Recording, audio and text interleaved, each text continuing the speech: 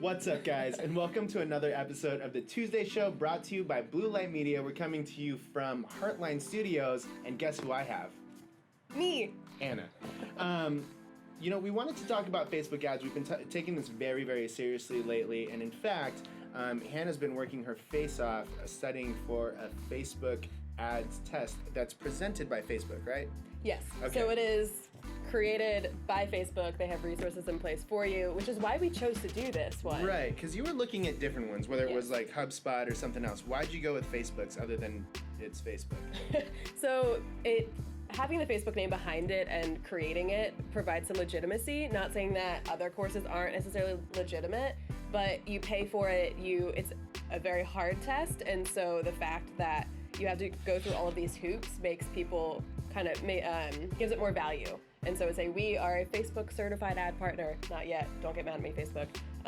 That kind of adds some legitimacy to it, which is why we chose to move in this direction. So I got a question for you. I mean, we've been running ads for years, and we've been pretty successful in doing it too. Like, why did you feel like it was necessary that we actually get the certification as well? Is there something that you're learning? Is it adding any value?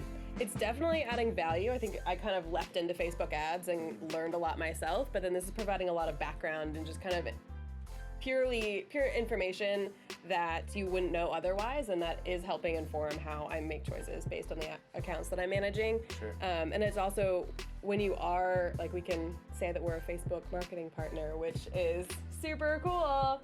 But also it adds some legitimacy to it, and it provides our clients extra value because we can then better use the platform for them. That's excellent. I love hearing that.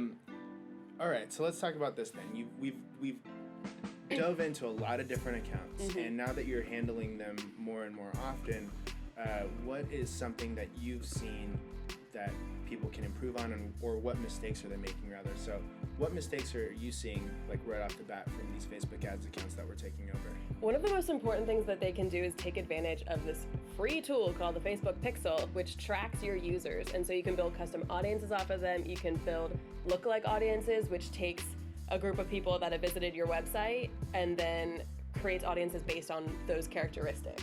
And so if you don't have that pixel installed on your website, then you don't know information and you can't retarget to them. You can't move them down the marketing funnel.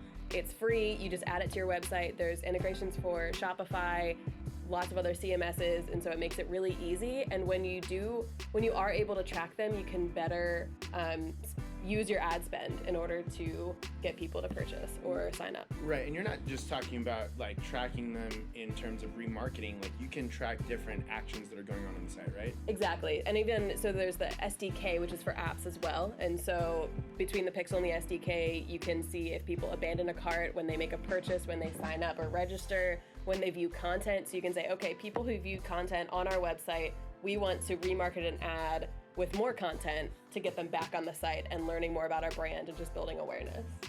Is it interesting that I asked a follow-up question and you know that I knew the answer to that, but you still have to do it for you guys? We wanted to clear it up. All right, so what is one thing that the viewer can do today to improve their ads? Okay, so you're gonna wanna go to campaign, and then you're going to want to go to the ad set within that, and then the ad within that. And then you're going to scroll over and look for a column that says relevancy score. This is the way that you can determine how Facebook views your ad. So between the ad creative and the targeting and a couple other factors, Facebook gives your ad a relevancy score. And the higher that score is, the less you pay, essentially.